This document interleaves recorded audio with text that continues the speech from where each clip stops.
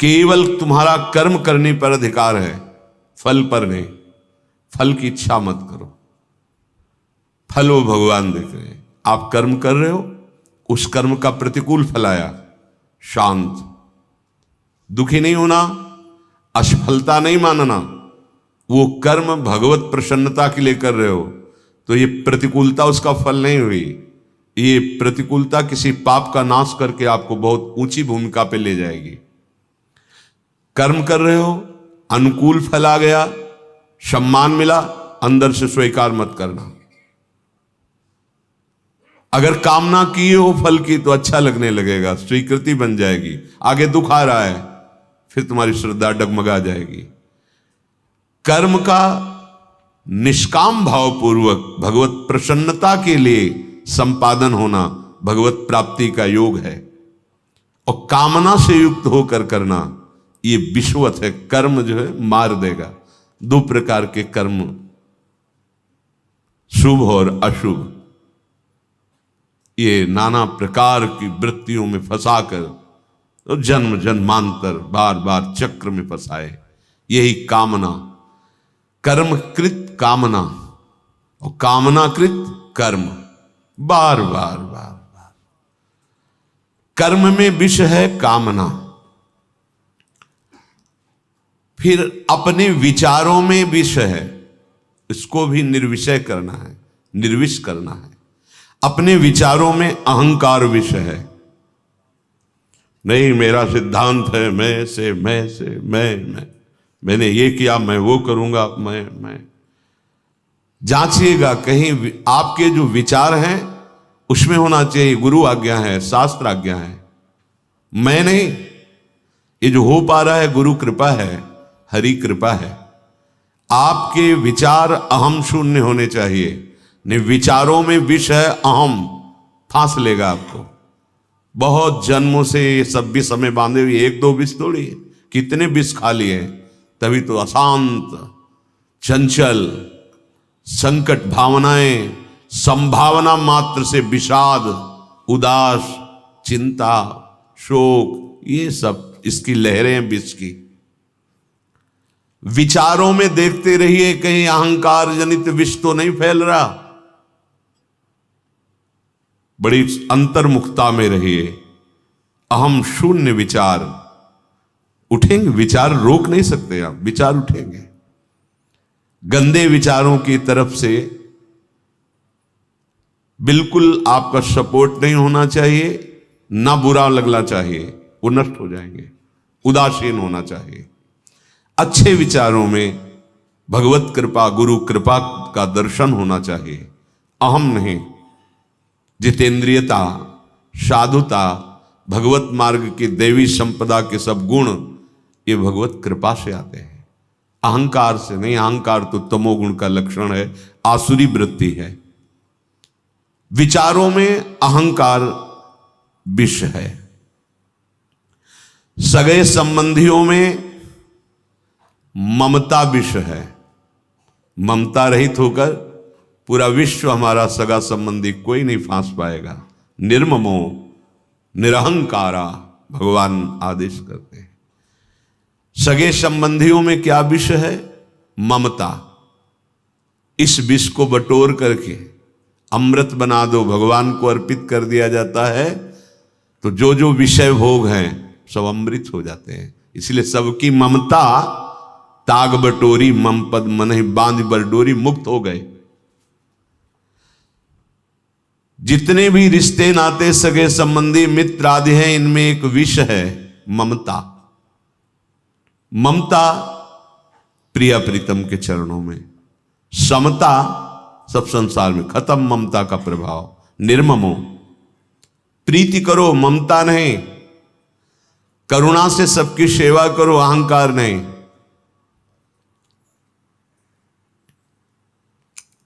ममतामयी जो बुद्धि है ये विषवत है, फंसाती चली जाएगी। बहुत सावधान बुद्धि रखो। विषय भोगों में आसक्ति विष है, कर्म में कामना विष है, विचारों में अहंकार विष है, सगे संबंधी प्राणी पदार्थ जिससे हमने संबंध अपनापन किया, उसमें ममता विष है। संत संग से इसी जहर को मारा जाता है, अर्थात आसक्ति, कामना, अहंकार, ममता, इनका त्याग किया जाता है। क्या हम सही मार्ग पे चल रहे हैं? भगवत मार्ग का पथिक इन्हीं की त्याग करता है।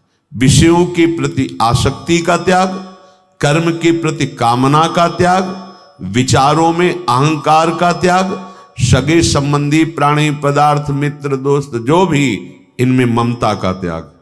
असंगो हम, निकल गया, कोई नहीं फांस पाएगा। जित संग दोषा।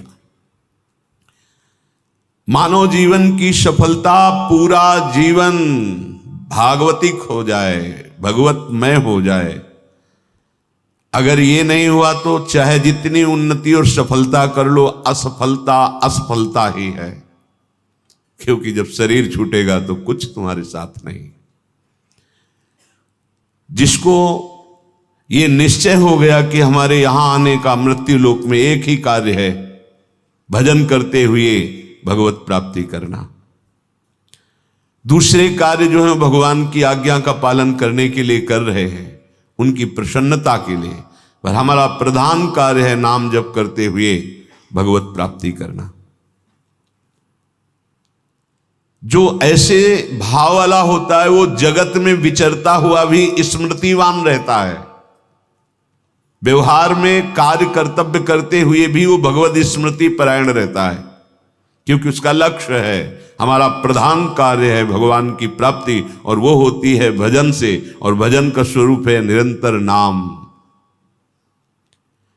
जहां तुम्हारे हृदय में दृढ़ निश्चय हुआ भगवत प्राप्ति का कि तत्परता आ जाएगी, तत्परता आते ही इंद्रियों पर विजय प्राप्त कर लोगे। इंद्रियों पर विजय प्राप्त करते हुए वो विशुद्ध श्रद्धा प्रकट होगी जिससे ज्ञान हो जाता है, बोध हो जाता है, या भगवत साक्षात्कार होता है। वो श्रद्धा आ जाएगी। मनुष्य जीवन का सबसे उत्तम कार्य है भजन। ये अपने हृदय में बैठा लीजिए। याद रखो, लक्ष्य का भूल जाना ही मृत्यु है। यहां तो लक्ष्य ही नहीं बना, संसार ही लक्ष्य बना हुआ है। बड़ा उपहास का विषय होता है जब कोई वैरागी भगवत मार्ग का पथिक हर्षित होता है विषयों में और विषयी पुरुषों के अपनेपन में। हमारे अमुक अपने हैं, और जब सामने से कहा जाता है इनको आशीर्वाद दीजिए, ये ऐसा, इनको ही क्यों, सबको क्यों नहीं? प्रश्न उठता है। आपका जो वेश है, आपका जो मार्ग है, आपके लिए उदार चरिता नाम वसुधैव कुटुंबकम, साधु का आशीष संपूर्ण विश्व के लिए होता है। सर्वे भवन्तु सुखिना, एक को क्यों कहा? फंस गए, विष चढ़ गया, ममता कर ली। ममता रूपी विष किसी भी प्राणी पदार्थ, सगे संबंधी, कहीं भी ममता रूपी विष फंस गए। क्षमता नहीं आ पाएगी। समता नहीं आई तो वेश का परिणाम, उद्देश्य का परिणाम क्या हुआ? बहुत सावधान। लक्ष्य की विस्मृति ही मृत्यु है, और लक्ष्य का स्मरण ही यह अमरत्व है। सब कुछ भूल जाओ पर प्रभु को ना भूलो, जीत जाओगे। सब कुछ याद है, प्रभु को भूल गए, ये बहुत बड़ी पराजित करने वाली वृत्ति है। पराजय हो गई।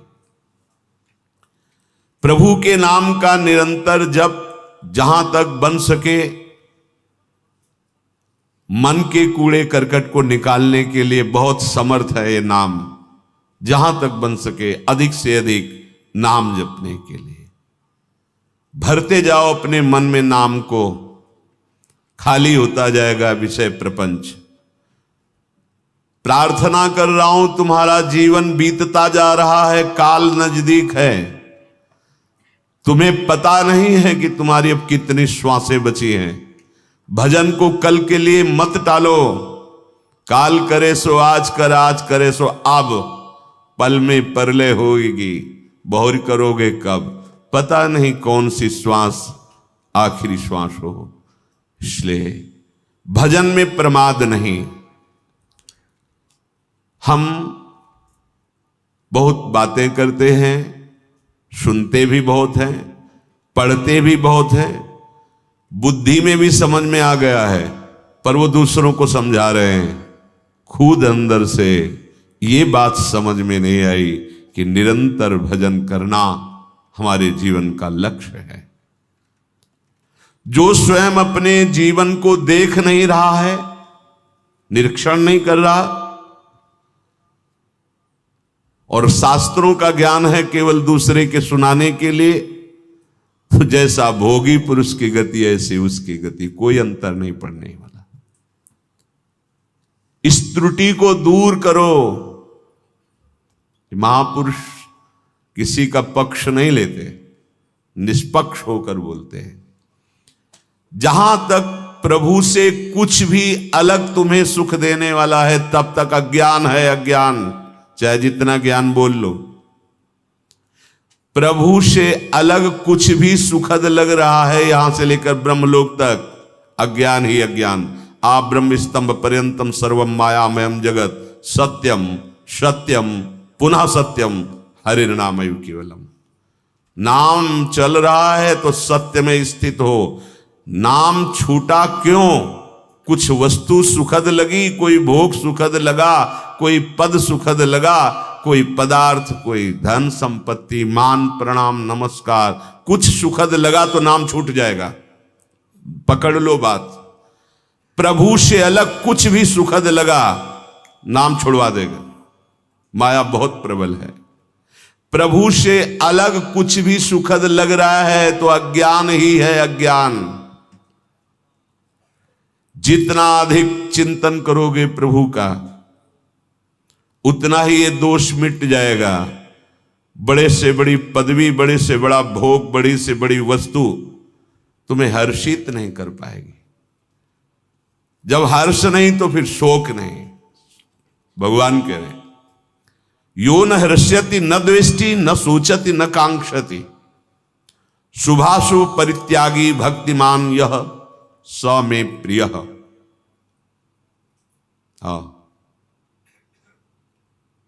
ना सोचति न कांक्षति, ना हृष्यति ना द्वेष्टि, ना रमते नोत्साही भवत। ये स्थिति है, लक्षण है भक्त का। कोई भी चाह नहीं। क्यों? क्योंकि अब उसको पता चल गया जितनी चाहे वो सब सुख के लिए होती है। और हमें तो सुख समुद्र मिल गए, जो आनंद सिंधु सुख राशि, सीकर तय त्रैलोक सुपासी। त्रिभुवन में जितना सुख है वो एक बूंद के एक अंश से है। भगवान आनंद समुद्र है, उसका एक बूंद ऐसे, तो जो निकलता है उसे सीकर कहते हैं। उस सीकर से त्रिभुवन में आनंद है। वो आनंद सिंधु मेरा प्रीतम है और उसके प्राप्त करने का दृढ़ निश्चय कर लिया। अब और चाह कैसे सता सकती है? यो न हृष्यति, उसके हृदय में बड़े से बड़ा सुख संपत्ति। सही बात समझो। ये सोना चांदी रुपया पैसा क्यों प्रिय है? मूल में देखो ना, महत्व बुद्धि, महत्व। तुम्हें गर्व है? क्या है भाई, लोहे का पहन लो, क्या महत्व है? क्या है उसमें? यही विष है, यही विष है। ये विष निकल जाए तो समलोष्टास्म कांचना, माटी का डेला और स्वर्ण की थपिया बराबर उसकी राह। क्योंकि माया रचित ही तो है ना, सच्चिदानंद है क्या? सच्चिदानंद का उपासक अगर इसमें राजी हो रहा है, बड़ा मजाक का विषय है, विनोद का विषय है। सच्चिदानंद मार्ग का पथिक, हाँ, सोने का कड़ा पहन करके गर्व, सोने की वस्तुएं पहन करके गर्व, लौकिक वस्तुएं, इनका महत्व कैसे अपने प्रीतम से प्यार होगा? विचार करके। नहीं खान पान ते भावे है, नहीं कोमल वसन सुहावे है, सब विषय लगे ते खारा है, हरि आशिक का मग्न। ये क्या है? सोना चांदी रुपया पैसा, इसके मूल में महत्व है, आसक्ति है। अगर अभी महत्व खत्म हो जाए तो जैसे लोहा वैसे सोना। महत्व, केवल महत्व। 2000 रुपए का महत्व खत्म हो गए, 1 ट्रक रुपया लाके तुम्हें दे दिया जाए, सुखी होगे क्या? क्यों? क्योंकि महत्व नहीं उस पे, वो चलेगा नहीं, उससे विषय भोग नहीं मिलेंगे, खत्म खेल उसका महत्व। महत्व है तो 100 रुपया में दृश्य, 100 रुपया, क्यों? उससे विषय भोग मिलेंगे। ये महत्व अगर समिट जाए और आ जाए परम धन राधा नाम आधार, ये महत्व समिट जाए और प्यारी जू प्यारे जू के चरणों में लग जाए, निहाल हो जाओगे। कैसे उसको हर्ष हो सकता है जो सच्चिदानंद मार्ग का पथिक है? कैसे? सच्ची मानिए, सच्ची मानिए। उसको ऐसे घृणा होती है जैसे वमन से घृणा होती है, मल से घृणा होती है, ऐसे घृणा होती है वैरागी को। हृदय जलता है, सुविधाएं उसको जलाने वाली होती हैं, उसे हर्षित नहीं कर सकती। सच्चिदानंद मार्ग के पथिक को त्रिभुवन का कोई भी वैभव हर्षित नहीं कर सकता, ना हर्षयति। पर द्वेष भी नहीं है किसी से, ना द्वेष्टि। जब किसी से रागी नहीं तो द्वेष कैसे हो सकता है? ना सोचती, उसके हृदय में कोई शोक नहीं होता है। शोक होता है संसार के भोगों में महत्व रखने पर। उसका महत्व तो गोविंद में आ गया, प्रभु में आ गया, हरि में आ गया। अब वो कैसे किसी वस्तु की हानि में शोक कर सकता है? नहीं कर सकता, नहीं। बड़ा विचित्र उल्टा मार्ग है, सबकी समझ में नहीं आएगा। चोर आए चोरी करने, उठा नहीं पा रहे थे, वो धीरे से उठे और जाके गठरी उठा।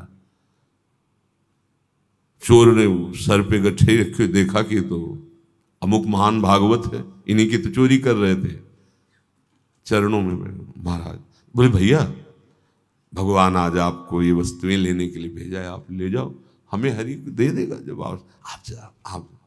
उसी दिन से चोरी छोड़ दी, चरणों में गिरा, कहा आज के बाद कभी। ये महाभागवत का प्रभाव। हम सच्चिदानंद मार्ग के पथिक हैं, तुम व्यवहार के पथिक हो।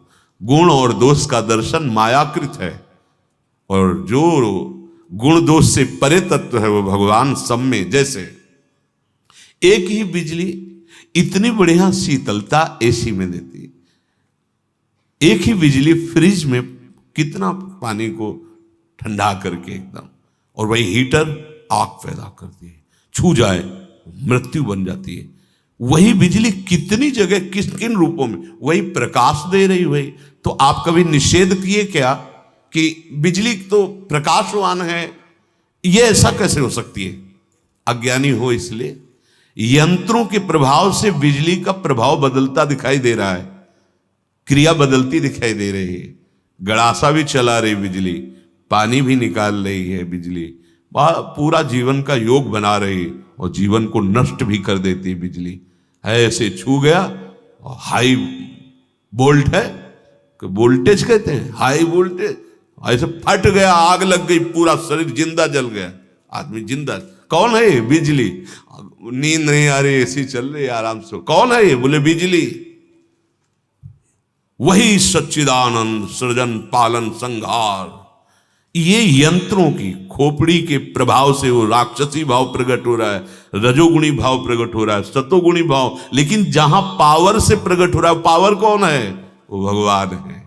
संतजन क्रिया नहीं देखते, कारण तत्व को देखते। सबका कारण श्री हरिवंश भनम। और देहाभिमानी क्रिया देखकर अनुमान लगाता है अच्छा है कि बुरा है। जो भक्त चरणारविंद का सेवन करने वाले महाभागवत जन हैं, उनको आचार्य परंपरा से यही शिक्षा दी गई है। एक का विलास है तो जीवन मुक्त हो जाओगे, द्वैत देखा तो फंस जाओगे, और फंसना अच्छा लगता है, मुक्त होना का अच्छा लगता है। हम क्रिया देखते हैं, ना द्वेष्टि। वो किसी से द्वेष नहीं करता। ये भगवान उनकी बात कर रहे हैं, सामे प्रिय, वो मुझे प्यार, वो मेरे प्यारे हैं। भगवान को प्यार करना कठिन है, लेकिन ऐसा चलना जिससे भगवान बोल पड़े कि वो मेरा प्यारा है। सामे प्रिय, वो मेरा प्रिय है, प्रीतम है, वो प्यारा है। कौन? यो न हर्ष्यति, जो बड़ी से बड़ी पदवी, रुपया, पैसा, सामग्री, ये सब प्राप्त है, लेकिन हर्षित नहीं है, सब नष्ट हो गया, शोकित नहीं है। वो किसी से भी द्वेष नहीं करता। क्यों? क्योंकि सब में अपने प्रभु को देखता है। ना शोक है, ना हर्ष है, ना द्वेष है, और ना कोई कामना है। क्यों? पारसमणि मिल गई तो किलो 2 किलो 4 किलो सोना की कामना होगी क्या? वो तो पारसमणि मिल गई। अरे अनंत ब्रह्मांडों का सृजन करने वाला मिल रहा है, अब और कौन सी कामना? वो मेरा प्रीतम तो अनंत ब्रह्मांड मेरे। वो शुभ और अशुभ दोनों का त्यागी होता है, ना उसे शुभ से संबंध है ना अशुभ से। वो एकमात्र श्री भगवान से संबंध रखता है। उसकी सारी क्रियाएं त्रिगुणातीत हो जाती है। जैसे नाम जप है, ये त्रिगुणातीत है। श्री जी की सेवा है, ये त्रिगुणातीत है। वाणी लीला गायन, ये त्रिगुणातीत है। सुनते रहो, ये त्रिगुणातीत कर देगा।